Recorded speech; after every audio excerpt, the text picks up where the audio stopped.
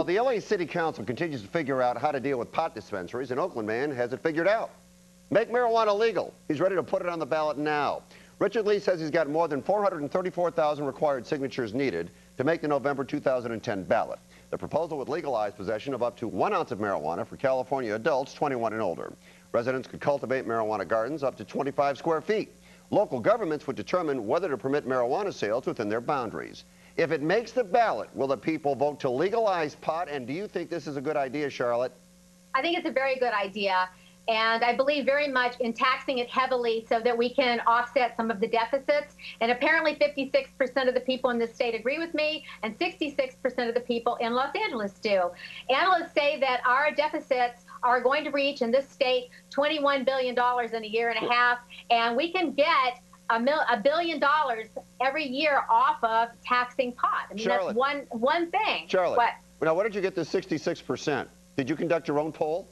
No, I read that. I read that in an article, that it was a high percent. I mean, this is what the pre-polling has shown. Whether it comes to fruition, I have no idea. My guess is it'll be a close race, but my concern is doing it in 2010 instead of 2012, because it's better if they were to do it on the same year as a presidential election, because more young people vote. It's like 10% more young people, and they're more likely to support this particular cause. So that's my concern. They've spent $1.1 million just in getting signatures. They could spend as much as $20 million for a campaign. So that's a lot of money that could go down the drain if it doesn't pass. Matt, what do you think? I'm opposed to it, and I absolutely think if it makes the ballot, it's going to lose.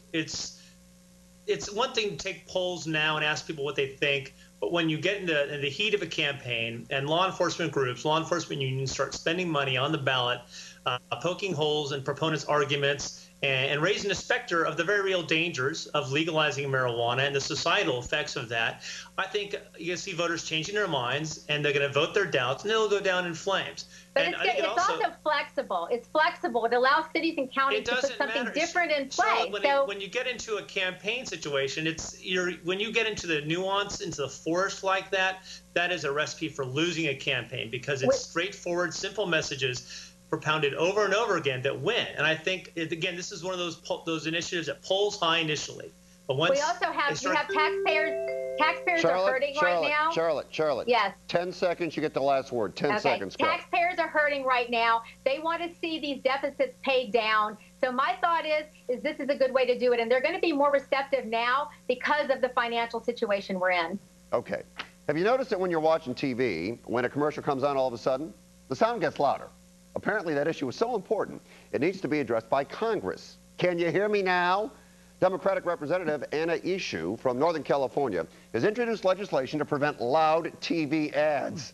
Also in the bill, restricting junk food advertising in response to childhood obesity, and to prohibit commercials for products like Viagra from 6 a.m. to 10 p.m. Texas Republican Joe Barton wonders if Congress has better things to do than worry about the noise level of commercials. Should the government get involved here, Matt? On the noise level thing, this is just silly. It's just stupid to see Congress with the problems it has, well, it's spending us into a deficit graveyard, to think it has the time to regulate the volume of commercials. It's a very simple solution. It's called your remote control.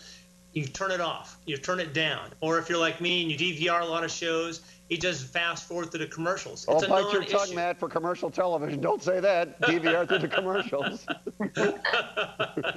You got me there. But the point being, this is nanny state politics run amok. If Anna Eshoo has nothing better to do than to put forward a bill to regulate the sound of commercials. I mean, I think the federal government has bigger fish to fry, like maybe Al-Qaeda and foreign policy issues and the deficit and how to get our taxes down, get this economy working again.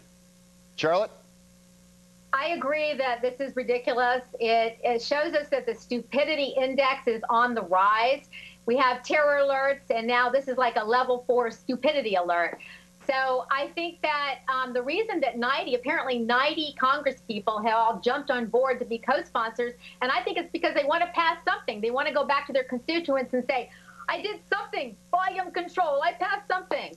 So I think it's absurd. I think that it shows that the book, The Death of Common Sense, is correct in that we're creating all these laws that are drowning us. I think Congress needs to start getting rid of some of the absurd laws that are on the books. And it also shows that there could start to be a movement throughout this country for a part-time Congress. We have in California, we have this movement for a part-time legislature in Sacramento. This could put people in the same direction for Congress, thinking, my God, they have nothing better to do with their time. All right. Charlotte and Matt, well done tonight. Really appreciate your time. We'll talk to you guys soon. Thank you. Okay. Can I offer you a drink of water? Well, not if you're in Riverside. We'll have that in 90 seconds. If you're so smart, prove it. Contact NBC Filter on Twitter or Facebook, or send an email to thefilter@nbcuni.com. We care what you think, but if we don't like it, we'll filter you.